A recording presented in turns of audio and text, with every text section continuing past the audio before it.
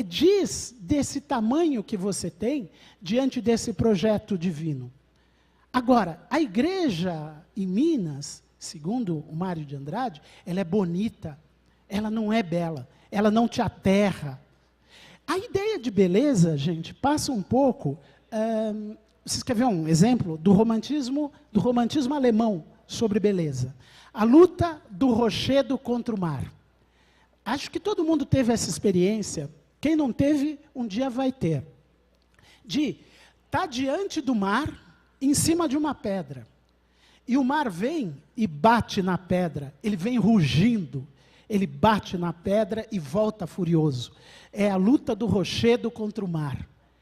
E aquilo é aterrador. Aquilo dá um medo danado. E, ao mesmo tempo, te hipnotiza.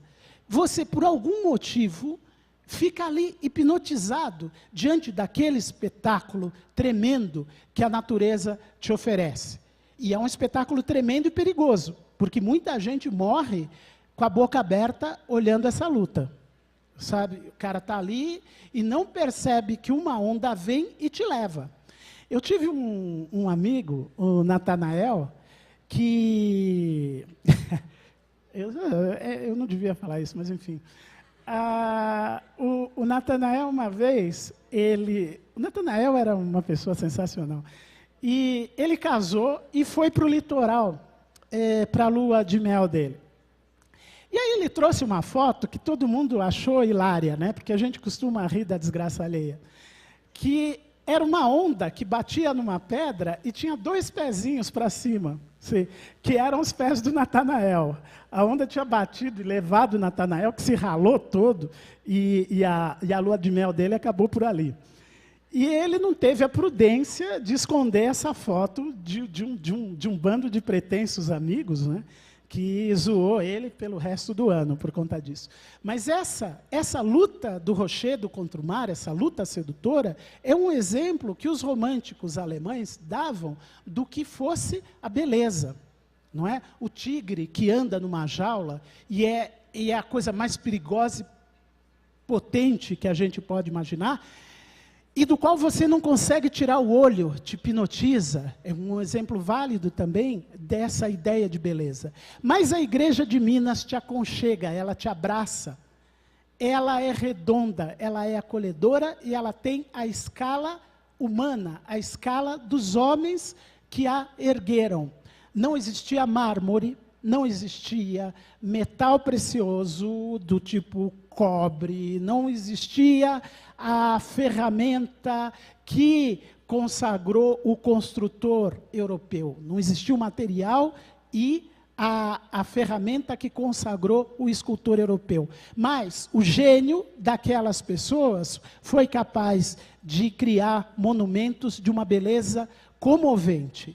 Por favor. E isso diz respeito, pessoal, e aí a gente entra a gente está entrando na nossa história mais profundamente, que pergunta o seguinte: quem foram os arquitetos, os entalhadores, os operários, os desenhistas, quem foram as pessoas responsáveis, quem são os responsáveis pela construção desses monumentos? Existem poucos registros dessa arte colonial brasileira, mas todos os indícios apontam para uma mão escrava, para uma mão africana. E aqui a gente entra num outro capítulo importante que eu gostaria, tanto quanto possível, que a gente pudesse fixar. O escravo que veio da África veio por conta de uma habilidade técnica e de uma competência que ele já tinha lá. As artimanhas do racismo estabelecem que o homem que veio da África era um homem rústico, absolutamente ignorante, quase um animal. Na realidade, o traficante de escravo, ele procurava aqueles homens, mulheres e crianças que tivessem habilidades que pudessem ser empregadas na mão de obra nas Américas. não era do interesse do traficante, do escravagista, trazer para cá um elemento que não fosse cultivado. É muito importante que a gente entenda isso. O escravo que veio para cá, veio por conta de uma habilidade que ele já exercia na África. É só, eu tenho que repetir, ainda que irrite, é só o ardil do racismo que entronizou na nossa, enfim, no nosso imaginário, a ideia do sujeito que vive longe de qualquer benefício da cultura. Aliás, cultura todos temos. Não existe um ser humano que não seja culto, porque a cultura é aquilo que nos faz humanos. O saber livresco, o saber erudito, o saber ocidental, o saber consagrado, saberes são coisas distintas, mas a cultura é próprio do ser humano. Todo ser humano é culto. Esses homens que vieram da África traziam uma sabença, uma sabedoria. Eram ferreiros, tecelões, eram construtores, agricultores. Consta, por exemplo, para falar um exemplo pouco conhecido, que o arroz que foi primeiramente cultivado na região central do Brasil é resultado de uma sabedoria de um grupo chamado Bijagó. Os bijagós cultivavam arroz na costa ocidental da África.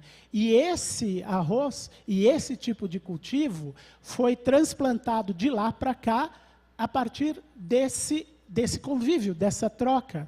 Então, é muito importante a gente entender isso, que a mão que construiu essas igrejas, a mão que erigiu esses monumentos, muito certamente é uma mão negra e escrava. E ela não tem autoria. Ela não tem autoria. Nós temos alguns autores, a gente sabe, a gente pode falar do Antônio Francisco Lisboa, não é? O Aleijadinho. A gente conhece a história do Aleijadinho, não obstante exista muita controvérsia em torno dele. Alguns dizem que Aleijadinho não existiu, que o que existiu foi uma corporação de ofício, que era uma organização que se constituía em oficina e que enfim, desenvolvia trabalhos dos mais variados, inclusive em arquitetura, mobiliário, pintura, enfim. Por favor.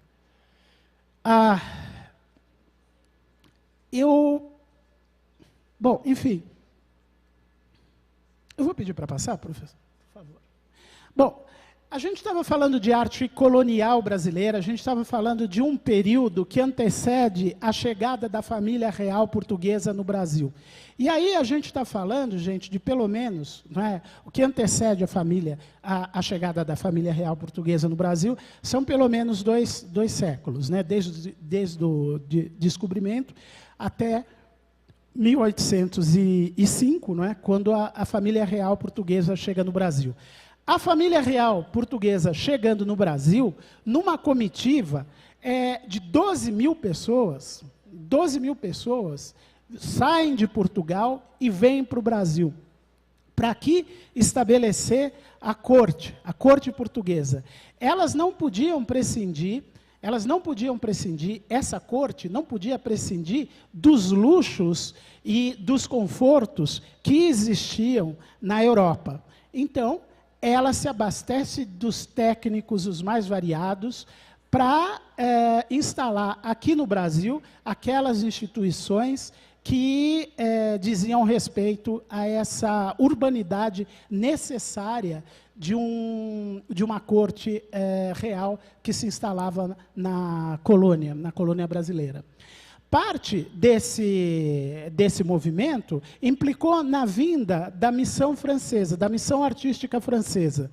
Essa missão artística francesa, pessoal, estabeleceu novas normas de bem fazer. Como é que a gente faz boa arte? Naturalmente, que sendo franceses neoclássicos, essa visão de bem fazer artístico vai decretar o fim, ou pelo menos a obsolescência do que se fazia antes. Então, a gente vai, a partir desse momento, em 1816, a gente vai, a partir daí, a partir do estabelecimento da Academia Imperial de Belas Artes, estabelecer novos padrões estéticos para a arte brasileira. Os maiores artistas desse período são Debré e Rugendas. Rugendas é um artista, eu tenho a impressão que de todos os artistas viajantes que estiveram no Brasil, Rugendas é o mais profícuo, é o que deu contribuições mais interessantes. Por favor. Bom, um dos trabalhos dos artistas viajantes era justamente registrar os tipos que viviam aqui no Brasil. A importância do trabalho desses artistas está justamente em fazer os primeiros retratos, são as primeiras imagens do negro no Brasil. E é uma imagem filtrada por um gosto e por um saber, por uma técnica europeia. Vocês vão reparar isso nas próximas imagens. Aqui, por exemplo, pessoal, nessa imagem do Rugendas, a gente tem dois casais de negros, não é? Mas, se a gente observar com um pouquinho mais de atenção, a gente vai reparar que a construção das anatomias corresponde a uma ideia de corpo que nasceu na Renascença. A ideia não é um retrato de um negro, mas é uma idealização do que fosse o negro. Porque o padrão que está aí apresentado é o mesmo padrão que você observa no Michelangelo, por exemplo. Aquele braço nu daquela negra, que está apoiada, as duas estão apoiadas na cintura. Bom, enfim, é um braço forte, um braço quase masculino, que é típico de um desenho, de uma anatomia renascentista. Então, essas imagens que vão surgir a partir do trabalho desses artistas viajantes é muito filtrada por essa sensibilidade europeia. Por favor. Aqui um trabalho que a maioria conhece, do Debré. Esse trabalho desses artistas viajantes, ele é importante porque ele traz para a gente uma crônica do cotidiano daquele período, não é? Eu já ouvi gente dizendo assim, olha aí, mas até que a vida não era tão dura para o negro, né? Você vê ali o sujeito, né? Parece que está tudo apaziguado e tal, não é? Mas o que a gente observa na realidade é de fato essa sociedade estratificada, excludente, que, enfim, né, vai tratar o negro, sim, como peça, como animal, não é? E o Debré vai fazer vários retratos desse tipo e vai trazer para a gente a crônica desses tempos. Por favor. Aqui é muito... Eu trouxe essa imagem para vocês, o nosso tema, né, a imagem do negro na arte brasileira, e eu queria que a gente pensasse o seguinte, que até esse momento da história, até esse período anterior ao modernismo, o negro e o povo brasileiro, em geral, era visto como coadjuvante. Aqui nesse trabalho Independência ou Morte, do Pedro Américo, ele é de 1888, eu acho interessantíssimo que ele tenha sido realizado em 1888. E o que a gente observa? A gente observa que na lateral a gente tem retratado aquele sujeito puxando o carro de boi. Aquela é a representação do povo. É o papel que o povo tem na independência do país. Está ali retratado, um papel coadjuvante e menor. No centro da pintura, Dom Pedro levantando a espada e a sua guarda de honra em torno. A gente sabe também que esse quadro, que essa pintura, não corresponde à verdade dos fatos, que é uma idealização, mas que essa idealização nos foi oferecida como verdade. a verdade sobre a independência do país, durante muito tempo foi apresentada assim, dessa maneira. Por favor. Nesse período, a gente está falando de um período imediatamente anterior à abolição da escravidão. Nós temos a necessidade, o Império Brasileiro tem a necessidade de criar símbolos de nacionalidade. E o símbolo que foi escolhido é justamente o índio. Na primeira missa do Brasil, primeira missa no Brasil, do Vitor Meirelles, o índio ele é colocado ainda como uma figura coadjuvante. Ele é importante dentro da composição, mas ele é coadjuvante. O momento fecundo, o momento principal da pintura, diz respeito à celebração, aquela celebração que vocês vejam, olha que interessante, o esquema da composição. É tudo escuro, faz um círculo, quase um círculo escuro, em torno da batina branca do padre. Então, o momento fecundo, o personagem principal, o que deve ser retido na memória, é justamente aquele gesto que o padre faz lá. Mas nesse período, surgiu uma voga, o indigenismo indigenista. Vários romances foram escritos, José de Alencar escreveu vários romances, Iracema, O Guarani, Carlos Gomes vai escrever a ópera O Guarani, e os pintores vão entronizar o índio no centro de uma mitologia nacional. Por favor. Aqui, a alegoria do Império, aquela escultura que está ali, aquilo está lá no Museu Nacional de Belas Artes, e é incrível esse trabalho. Alegoria do Império. O Império era representado por um índio forte, que de índio brasileiro não tem absolutamente nada. Não é? Ele tem a compleição de um Apolo, de um personagem da mitologia grega. Esse índio, que não parece absolutamente um elemento autóctone, nacional, ainda carrega um escudo com o brasão do Império. E, para completar, para coroar a coisa, ele tem um cetro também. São todos elementos absolutamente estrangeiros à cultura do índio. Então, de novo, não é uma representação fidedigna, não tem a intenção de representar ou retratar o índio, mas de criar uma alegoria do que fosse o Império Brasileiro, de criar um símbolo que fosse comum a todos os brasileiros. A gente está num período, pessoal, de consolidação das fronteiras do Brasil. Todo o trabalho escravo que era realizado nesse tempo, todo o dinheiro advindo desse trabalho escravo, era usado para consolidar, pelo Império, era usado para consolidar as fronteiras do país que a gente conhece hoje.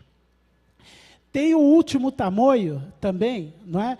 O Último Tamoio é apresentado até numa posição de Cristo deposto, para que a gente tenha ideia do heroísmo, desse elemento que o poder imperial queria entronizar como símbolo da brasilidade, da nacionalidade.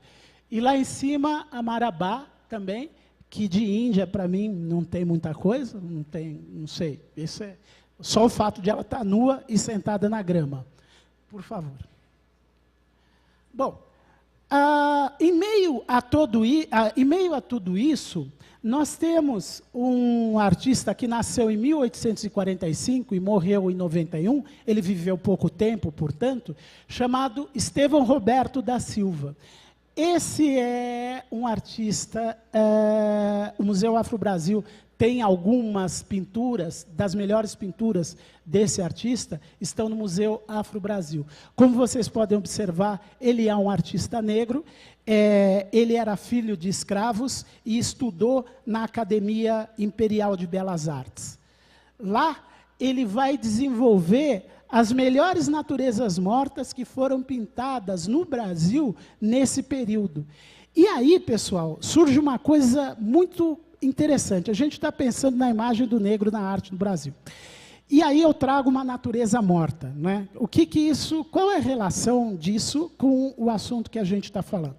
Bom, eu levei muito tempo para descobrir também. É o seguinte, o Estevão Silva, ele é notável pela representação das frutas. Mas, ao contrário dos artistas do período, ele era um homem negro de poucas posses. Era um homem negro que não tinha condição, e talvez não tivesse interesse também, em comprar ou de adquirir as frutas que dissessem do lugar social daquele sujeito que vai comprar essa pintura de natureza morta. Eu vou tentar ser menos prolixo. É assim. A pintura de natureza morta, ela trazia um símbolo, ela distinguia a pessoa que a adquiria. Por quê?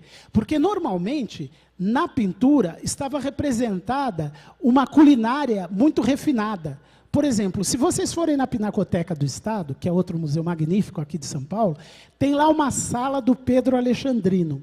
Na sala do Pedro Alexandrino, que é um grande pintor de natureza morta, talvez um dos maiores, vocês vão ver que a natureza morta do Pedro Alexandrino tem cristal, tem aspargo, tem vinhos finos, porcelanas, prataria, tudo isso está representado na pintura de natureza morta do Pedro Alexandrino.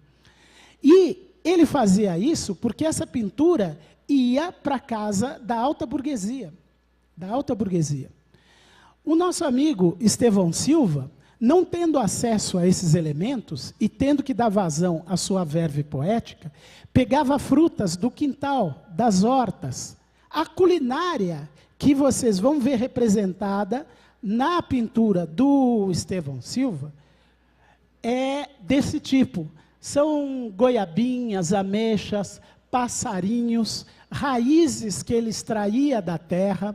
Isso aí era culinária, a culinária do homem humilde, era a culinária do camponês, da pessoa que não tinha acesso, do homem comum que não tinha acesso àquelas iguarias mais refinadas. Então, é muito curioso quando você pensa nessa imagem do negro na arte brasileira, a complexidade que esse assunto tem. Até numa pintura de gênero como Natureza Morta, a gente é capaz de descobrir os índices de brasilidade e de negritude. Vocês naturalmente leram, ouviram o filme O Código da Vinci, não é? Olha, em qualquer pintura você pode fazer o mesmo tipo de prospecção. Se você tiver uma inquietação qualquer, você vai olhar uma natureza morta, você pode olhar uma natureza morta e falar, tá aí, tem um melão e um nabo representado, e sai andando. Mas, na realidade, se você parar e tiver uma curiosidade de outro tipo, você vai se perguntar por que um melão e um nabo e não aspargo e vinho fino? E aí você começa a sua aventura intelectual à la Código da Vinci. Qualquer pintura te fornece esses elementos para você trabalhar. É divertidíssimo. Depois que você pega a manha, por favor.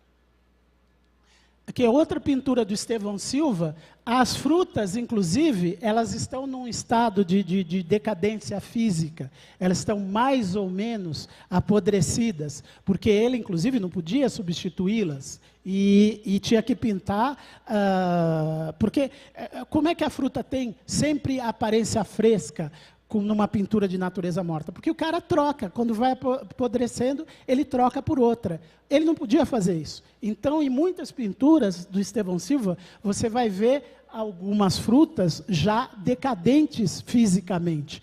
E isso diz da origem social desse artista também.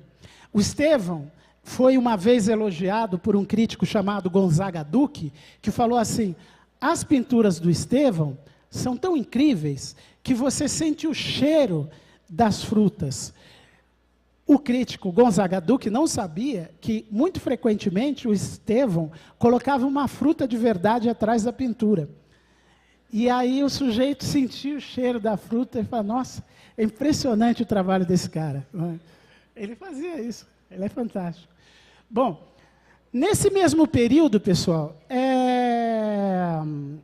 nesse mesmo período, a gente vai conhecer o advento da fotografia. Nós temos um fotógrafo que só recentemente o trabalho dele começa a ser conhecido, que é o Militão Augusto de Azevedo, não é?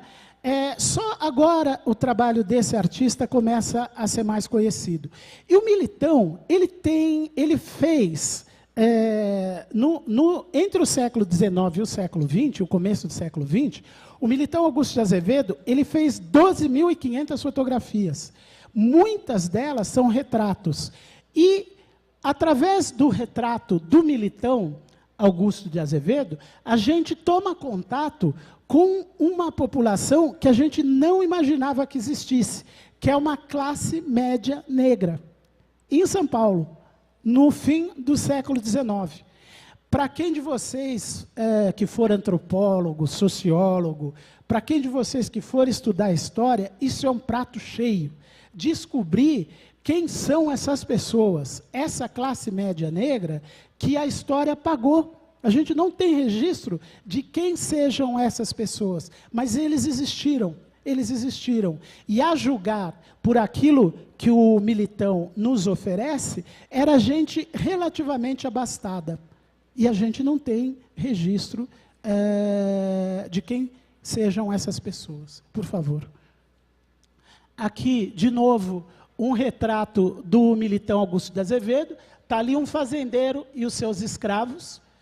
A gente pode perceber o grau de felicidade estampado no rosto dos escravos. E aqui o retrato do Luiz Gama. Luiz Gama, que foi um dos heróis do abolicionismo no Brasil. E ele foi retratado pelo Militão Augusto de Azevedo.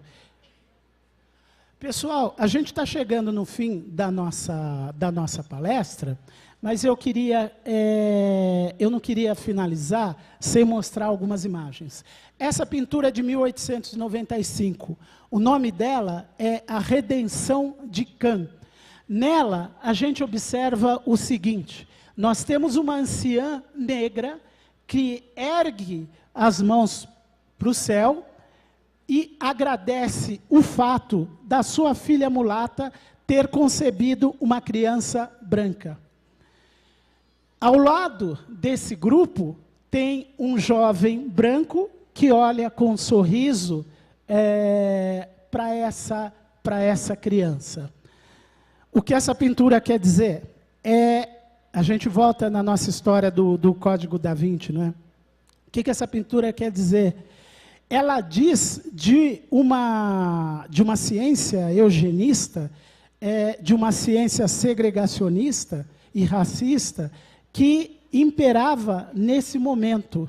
Diz de uma teoria de embranquecimento racial que estava sendo buscada como política de Estado. Política de Estado. Era preciso embranquecer a nação brasileira. E essa pintura, A Redenção de Can, ela é um elogio a essa política.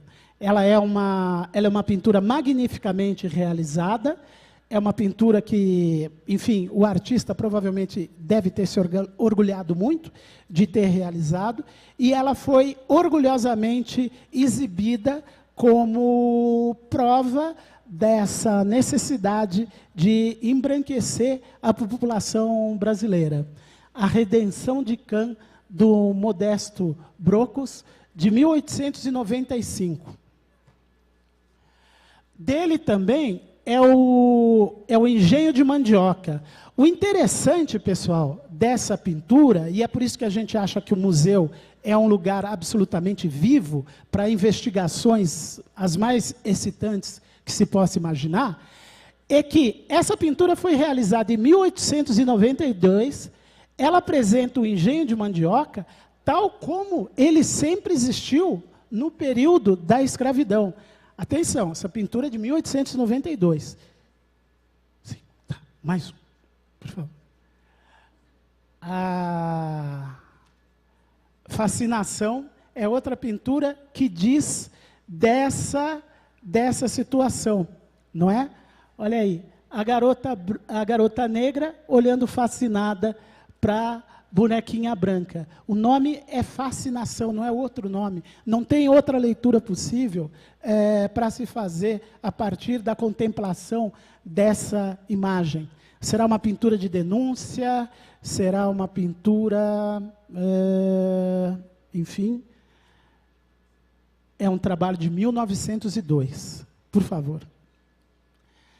A gente não podia deixar de falar... pessoal, tem duas possibilidades possíveis de pensar essa imagem do negro. É a imagem que foi feita do negro e a imagem que o negro fez. A imagem que o negro faz dele mesmo, na arte brasileira, e a imagem que foi feita dele. Até esse momento, nós vimos, tirando a arte colonial, nós vimos a imagem que foi feita do negro, a partir de um conhecimento e a partir de uma tradição branca e europeia. Com o advento do modernismo, e o modernismo ele não surge em 1922, hein, pessoal? O modernismo é um fenômeno que no Brasil tem características múltiplas. Foi só a elite econômica de São Paulo,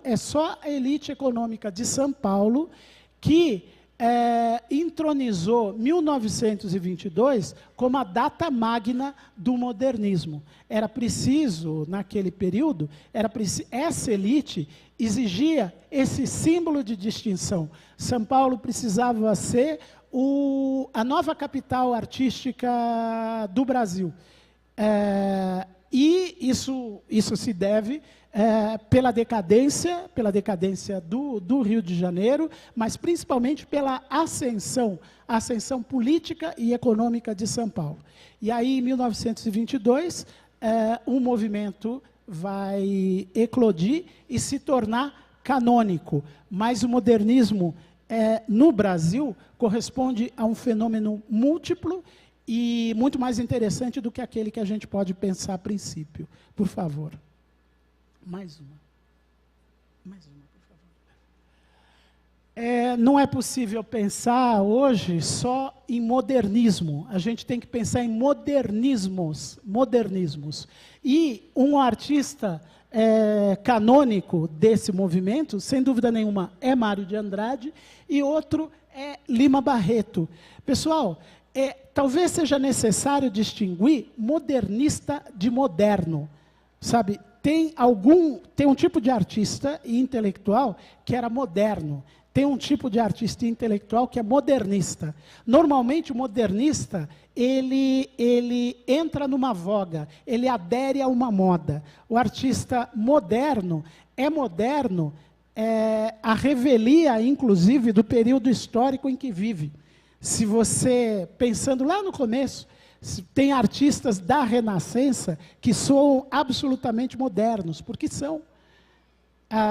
E alguns artistas modernistas, hoje, soam absolutamente obsoletos. Perderam completamente a importância que tiveram, que outrora eles tiveram. Lima Barreto, sem dúvida nenhuma, é um artista moderno.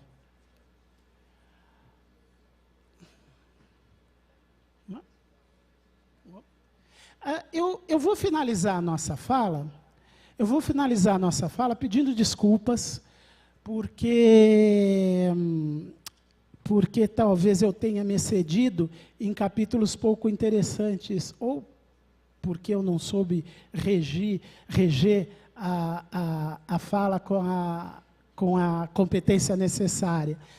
Mas eu queria dizer para vocês, pessoal, primeiro, de novo, e mais uma vez, e lembrando que eu não sou candidato a absolutamente nada, não é? As eleições passaram, que eu fiquei muito orgulhoso mesmo de ter conversado com vocês, de ter percebido essa diversidade étnica, de ter percebido que o interesse que o assunto desperta transcende a essa questão racial, que eu acredito, a julgar por alguns rostos que eu vejo daqui, que vocês entenderam perfeitamente que a gravidade do assunto diz respeito a todos nós, enquanto brasileiros, enquanto um povo que procura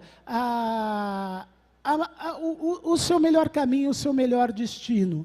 Eu falava para o professor Oswaldo que eu me sinto especialmente privilegiado de viver esse momento na história desse país. Alguns de vocês já nasceram em plena vigência da democracia. A maioria de vocês já nasceu em plena vigência da democracia. A democracia que nós temos está muito longe de ser aquilo que cada um imagina como sendo ideal, mas ela também está muito distante de ser o pesadelo que nós vivemos depois de 64. Então, eu acho que tem uma tarefa que é inédita e que vocês vão conseguir levar para frente. De novo, o preconceito, ele só pode ser vencido a partir do momento em que nós o encaramos. E, com frequente, em que a gente admite o nosso próprio preconceito. É a partir desse momento que ele começa a ser vencido. Estudar a história da arte no Brasil, é alguma coisa que pode elucidar, pode iluminar muito do nosso pensamento. Agora, eu queria que a gente considerasse, por último, mas não menos importante, que existe uma história da arte do Brasil, existe uma história da arte no Brasil. A história da arte do Brasil deve considerar todos os seus elementos, a arte popular, as nossas tradições mais ancestrais, as nossas tradições mais genuínas, a nossa tradição erudita. E o contrário de erudito não é popular, o contrário de erudito é ignorante. E a arte popular é uma sabedoria tradicional, é uma sabedoria que se sedimenta pelo tempo. Um mestre ceramista lá do Ceará é tão erudito quanto um pianista que toca aqui na Sala São Paulo, porque os dois são donos de uma sabedoria que a tradição sedimentou. Então, estudar a história da arte do Brasil é abraçar a generosidade para as manifestações mais variadas. A nossa diversidade é o nosso maior patrimônio. E eu queria, mais uma vez, agradecer a Metodista por essa oportunidade magnífica e me desculpar, muito sinceramente, por tudo aquilo que não foi dito. Mas eu posso dizer que talvez falar tudo que fosse necessário seria aí de Platão até anteontem em 1 hora. É difícil. Então, eu queria agradecê-los.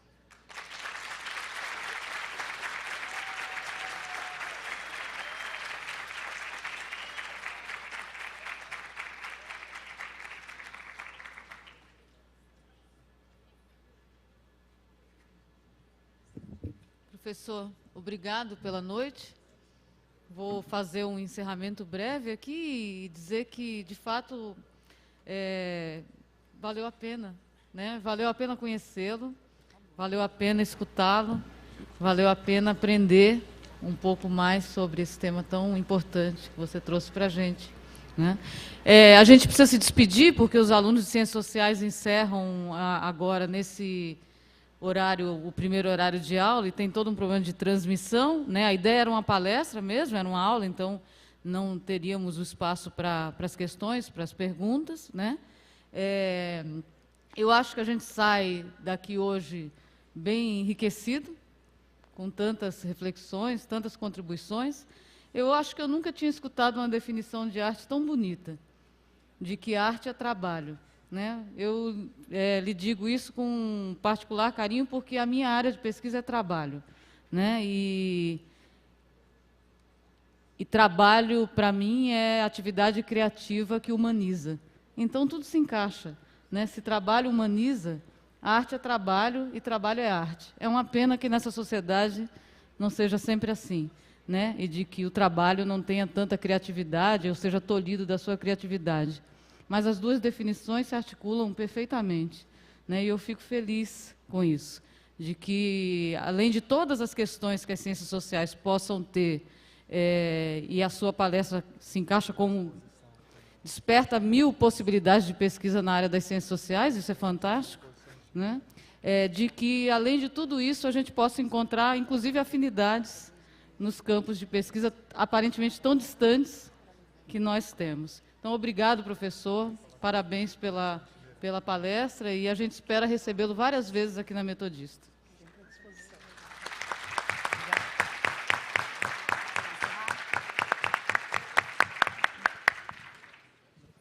Professor, aquilo que o senhor não conseguiu terminar hoje, eu quero convidar para o senhor continuar voltando, né?